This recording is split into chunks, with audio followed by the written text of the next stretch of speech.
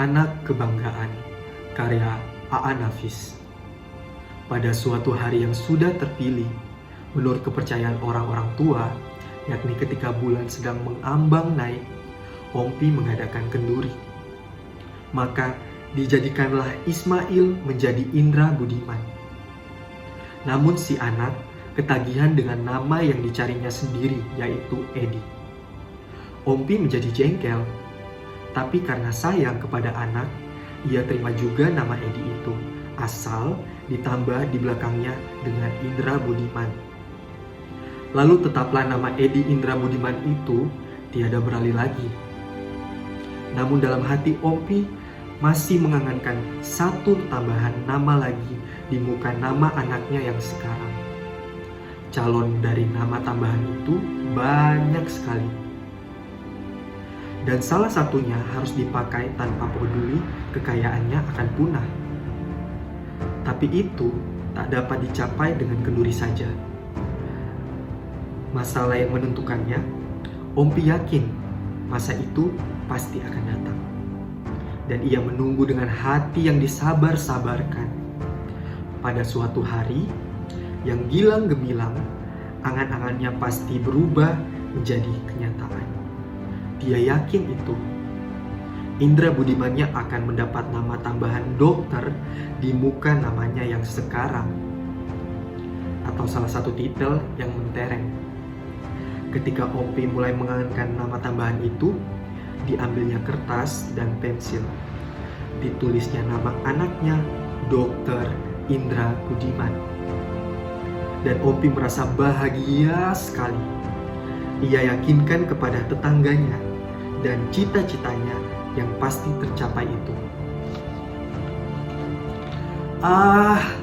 Aku lebih merasa berduka cita karena belum sanggup menghindarkan kemalangan ini. Coba kalau anakku Indra Budimanku sudah jadi dokter, si mati ini akan dapat tertolong. Katanya bila ada orang meninggal setelah lama menderita sakit. Dan kalau Ompi melihat orang membuat rumah, lalu ia katakan, sayang, rumah-rumah orang-orang kita masih kuno bangunannya. Coba kalau anakku Indra Budiman sudah jadi insinyur, pasti ia akan membantu mereka membuat rumah yang lebih indah. Semenjak Indra Budiman berangkat ke Jakarta, Ompi bertambah yakin bahwa setahun demi setahun segala cita-citanya pasti tercapai. Dan benarlah, ternyata setiap triwulan Indra Budiman mengirimkan rapor sekolahnya dengan angka yang baik sekali. Dan tiap-tiap tahun ia naik kelas. Hanya dalam 2 tahun tempo, Indra Budiman telah menamatkan pelajarannya di SMA seraya mengantongi ijazah yang berangka baik. Ketika Ompi membaca surat anaknya yang menerangkan kemajuannya itu, air matanya berlinang kegembiraan. Anakku, kata Ompi pada dirinya sendiri ketika surat itu baru dibacanya. Aku bangga anakku, baik engkau jadi dokter, karena orang lebih banyak memerlukan pertolonganmu. Dengan begitu, engkau akan disegani orang kelak. Perkara uang, mengapa 3.000 kau minta? 5.000 akan aku kirimkan. Belilah pakaian yang layak bagi seorang student dokter. Uang belanja yang 350 itu tentu akan aku kirimkan saban bulan anakku. Mengapa tidak? Dan semenjak itu, Ompi kurang punya kesabaran oleh kelambatan di jalannya hari. Seperti calon pengantin, kurang sabar menunggu hari perkawinannya. Tapi semua orang tahu dan tidak menjadi rahasia lagi bahwa cita-cita Ompi hanyalah menjadi mimpi semata. Tapi harus bagaimana kalau orang tua itu tak hendak percaya? Malah ia memaki dan menuduh semua manusia yang iri hati akan kemajuan anaknya. Dan ia mengirimkan uang lebih banyak tanpa memikirkan segala akibat. Dan itu hanya semata untuk menantang omongan yang membusukkan nama baik anaknya itu. Sekarang kau diomongi orang-orang yang busuk mulutnya, anakku. Tapi ayah mengerti kalau mereka memfitnahmu itu, karena mereka iri pada hidupmu yang mentereng. Cepat-cepatlah kau menjadi dokter, biar kita sumpal mulut mereka yang jahat itu. Tulisnya dalam sepucuk surat. Dan akhirnya orang jadi kasihan pada Ompi. Tak seorang pun lagi yang mau membicarakan indra budimannya itu padanya. Malah sebaliknya kini, semua orang seolah sepakat untuk memuji indra budimannya. Oh, anak Ompi itu bukan main. Kalau tidak ke sekolah, tentu ia menghafal di rumah, kata seseorang yang baru saja pulang dari Jakarta menjawab pertanyaan Ompi. Ke sekolah? Kenapa ke sekolah dia? Ompi merasa tersinggung. Menghafal dia, katamu? Kalau student tidak menghafal, tapi studi. Tidak ke sekolah, tapi kuliah. Oh iya, Ompi, itulah yang kumaksudkan. Aku sudah kira Indra Budiman anakku, anak yang baik.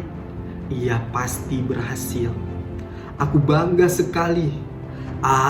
Kau datanglah ke rumahku makan siang. Aku potong ayam. Dan oleh perantau pulang lainnya dikatakan kepada Ompi. Oh, Indra Budiman itu. Siapa yang tak kenal dia? Seluruh di Jakarta kenal. Seluruh gadis mengharapkan cintanya. Lalu Ompi menggeleng-gelengkan kepalanya dengan senyumnya.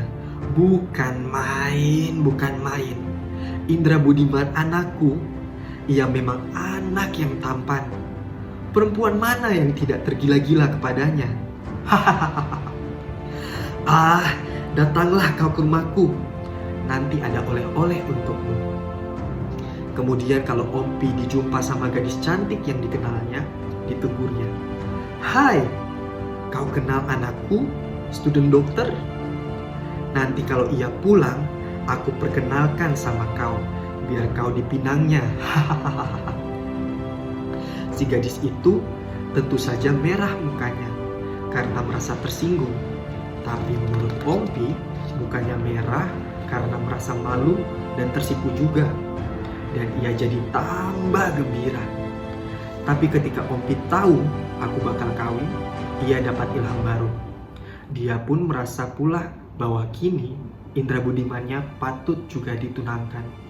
Dan pada sangkanya, tentu Indra Budimannya akan gembira dan bertambah rajinlah menuntut ilmu sebagai imbang budi baik ayahnya yang tak melupakan segala kebutuhan anaknya. Ompi mulai menyelidiki orang-orang yang punya gadis cantik dan diharapkannya kedatangan mereka meminang Indra Budimannya. Karena di kampung kami, pihak wanitalah yang meminang.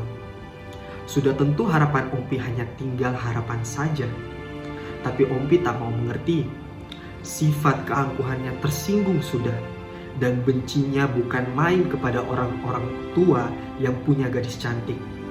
Bahkan bukan kepala meradangnya Ompi jika ia tahu orang-orang tua itu mengawinkan gadisnya tanpa memperdulikan Indra Budimannya terlebih dahulu. Tak masuk akal orang-orang tua yang tak menginginkan anaknya si calon dokter itu. Lama-lama hatinya benci pada semua orang yang punya gadis. Dan dalam hatinya ia memendam dendam. Awaslah nanti, kalau nanti Indra Budimanku sudah menjadi dokter, akan kuludahi mukamu semua, katanya sombong. Kepada Indra Budiman tak dikatakannya kemarahannya itu, malah sebaliknya dikatakannya banyak sudah orang yang punya gadis cantik meminang. Tetapi ditolaknya karena menurut keyakinannya Indra Budiman lebih mementingkan studi daripada perempuan. Apalagi student dokter tentu takkan mau dengan gadis kampungan yang kolot. Inilah gadis yang cantik di Jakarta anakku, yang sederajat dengan titelmu kelak, menutup lisannya.